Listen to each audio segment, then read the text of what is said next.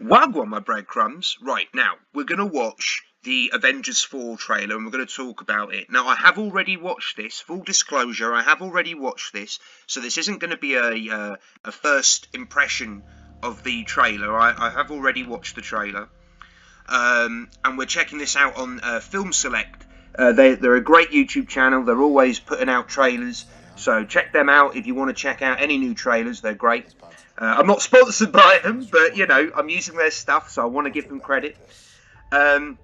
Now, I really like this concept of Iron Man drifting through space and being, you know, trapped drifting through space. I love that, right?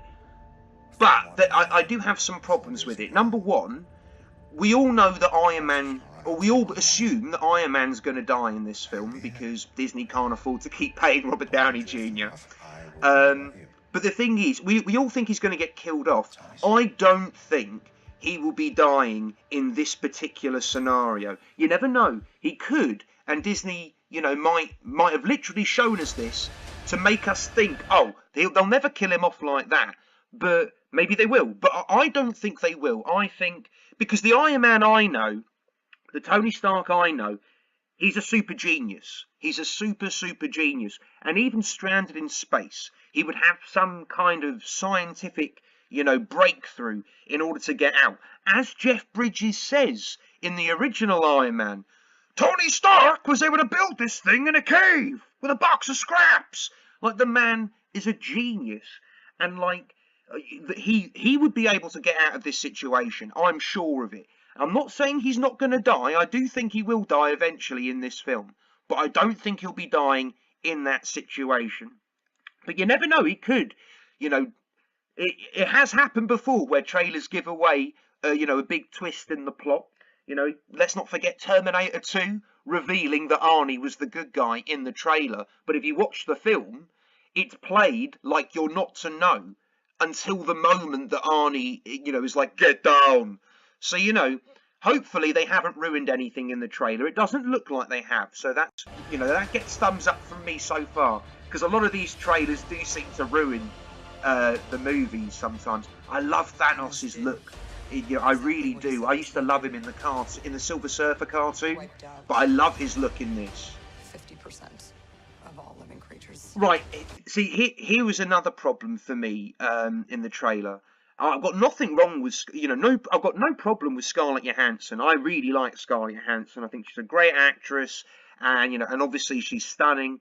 But the problem I have with this is the writing. Like this line here, you know, she literally is, you know, explaining what happened in the previous film. And if I'm honest, you know, the whole world went to go see Avengers 3. So no one actually needs to be told what happened in the previous film. We all know. And I think this is a fundamental breaking of the, you know, quintessential rule of storytelling, which is show, don't tell. And they're not showing anything here. They are literally retreading with a line of dialogue what happened in the previous film. And I think that could be a concern for how well or how poorly this film is written. But only time will tell. This is only one line in the trailer, but it's all we've got to go off at the minute. So, you know, I am going to nitpick. But yeah, this was a problematic line for me. But I am still very pumped. Very pumped. But they're not really showing us much. It looks like most of the plot is taking place on Earth. I mean, we do have Nebula there. I wonder if Nebula... Oh, right, I want to talk about this in a minute, but I wonder if Nebula is on that the spaceship with Tony as well. I wonder if they're stranded on the spaceship together. Only time will tell. But this, I am pumped about this.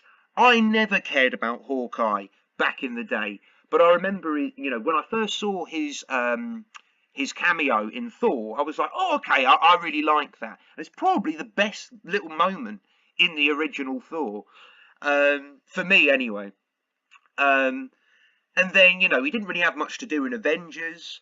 But then Avengers 2, they gave him a bit more to do because it's Jeremy Renner. And, like, why would you make a blockbuster film without utilising Jeremy Renner? Jeremy Renner is a great little actor. So I'm glad to see that he's being utilised properly now. Now, with his look here, I've done some research, and it looks like they've taken inspiration from a shift in the comic books where he becomes a character called Ronin.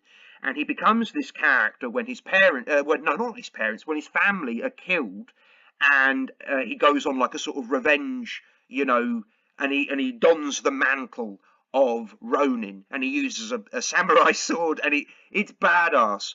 So, and I didn't know about this until doing the research, but I think it's pretty cool. I'm quite pumped to see that. So, to me, that says that his family were killed in the when Thanos clicked his fingers, and now he's back to kick some ass. So I'm down with that. I'm totally down with that. I'm really happy to see that they are finally utilising Jeremy Renner properly. And that samurai sword, if you look at it, I really hope. Look, you see that I really hope at some point it turns out that this sword doubles as a bow and he can shoot arrows. I mean, I think that would be pretty cool. I don't know how it would work, but I think it'd be pretty cool if it turned out that this sword doubled up as a bow if he wanted to use it as a bow. I think that'd be pretty cool. So yeah, I'd like that. I would really like that. And like I say, I'm very, very excited for this. Very, very excited. But as I say, it doesn't look anywhere near as massive as the last film was. Now, obviously, this is a little callback to I say a callback. It is the compass that he has in the first Captain America film, which I'm not a huge fan of, but everyone keeps telling me I need to go back and watch it because I'll probably like it if I give it a chance. I watched it when I was younger and I wasn't really a fan, but I might give it a chance now because I really liked Captain America Winter Soldier. Wasn't a fan of Civil War. Don't hate me for that. I just don't think it deserves all the praise that it gets. It's not a bad film. It's just I don't think it's mind-blowing. But yeah, this is a nice little callback to the first film. And I do like this line where it feels like they have lost hope. They have lost hope. Now, again, now we've got the title of the film, the Avengers Endgame.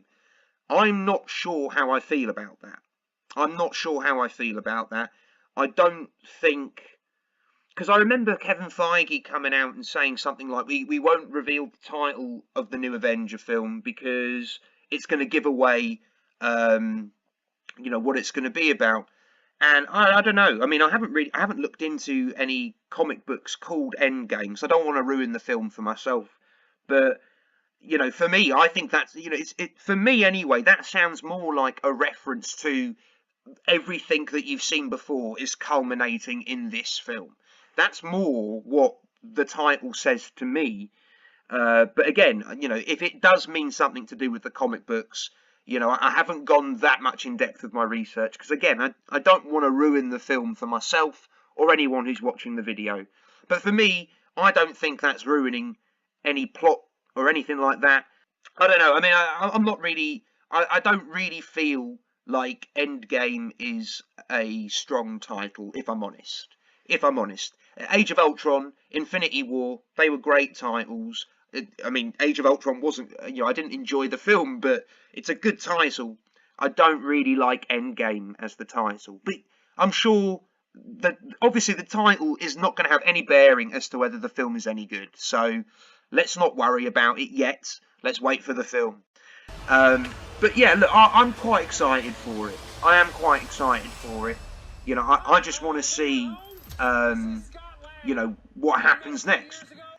Now, obviously, this scene, they're all surprised that Scott Lang is alive. They've obviously assumed that he was dead from the snap. Now, if I'm perfectly honest, guys, and don't hate me, I haven't actually seen Ant-Man and the Wasp yet. Because I haven't really had much interest. I've watched the first Ant-Man. I thought it was all right, but I'm a huge Edgar Wright fan, and I was salty for Edgar Wright. I don't think he should have been kicked off the project. But having not seen Ant-Man and the Wasp, I don't know how it ends. So if I don't know if he actually did become dust or anything, and he's back for some reason, or I need to watch the Ant-Man and the Wasp before I can really comment on this scene. But I can definitely tell you that they thought he was dead for sure. So anyway, hopefully I've hit on a few things that are of some interest to someone out there. I certainly hope so. I certainly hope this wasn't a waste of my time or your time. But thank you for watching this episode of Stabio Watches. Again, it's a short one, but it's only for a trailer. So thanks very much. Take care.